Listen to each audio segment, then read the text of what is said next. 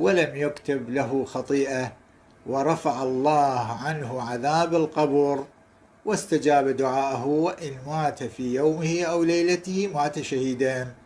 قد أجر عظيم. كل فقرة تحتاج أن إنسان يبذل ما في وسعه من أجل أن يوصل إلى هذا الأجر العظيم.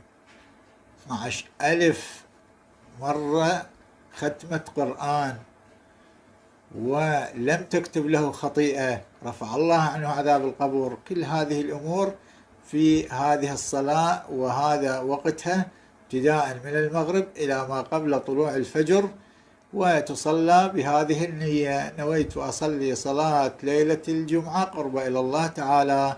الصلاة أخوتي أخواتي ركعتين، في كل ركعة تقرأ فاتحة الكتاب مرة والتوحيد 50 مرة. هذه الصلاة ما تستغرق